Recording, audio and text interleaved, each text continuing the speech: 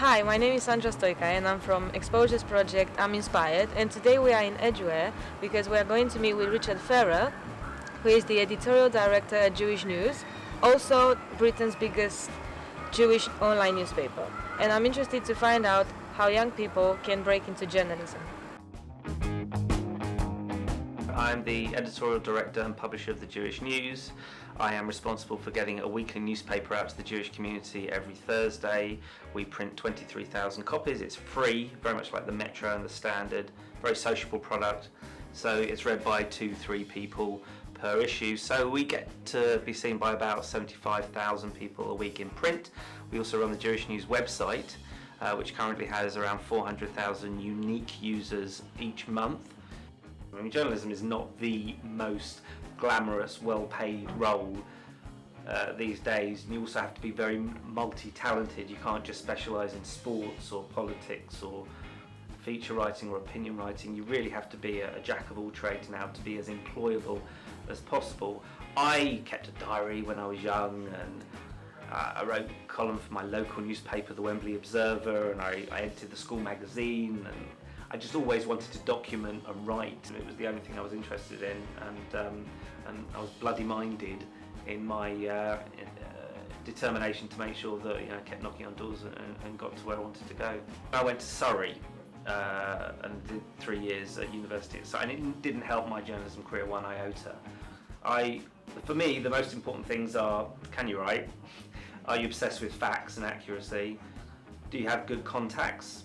And what's your portfolio looking like? When I Google your name, what comes up? Are you writing a wide array of different things? I think there are some amazing journalism courses available in this country, particularly in London. But if I had two candidates, one that had a 3-year degree, even a 2-1, and one who had 1 year at a local newspaper and showed me demonstrably their contacts and their experience and their ability, I would take that person. I get two types of interns that come in, and we get a lot of interns that come in. We've got one in at the moment who's absolutely fantastic. And the first intern will just sit there, make a cup of coffee, sit there, check their emails, and then maybe an hour later say, have you got anything for me to do?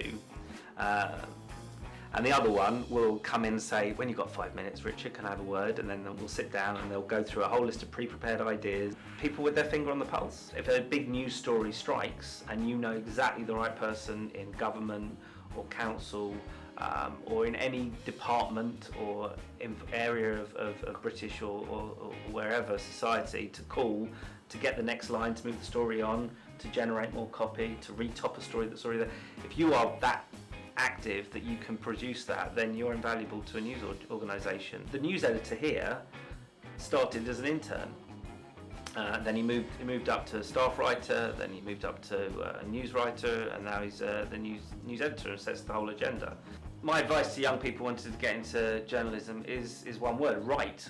Just write a blog, write a diary, contribute to your local newspaper, just do whatever it takes to demonstrate to whoever's going to employ you that you are passionate, proactive, enthusiastic, curious, keen to get your byline. I would discourage anybody who thinks they can afford a semi-detached house in Hampstead on a journalist salary. That's not going to happen.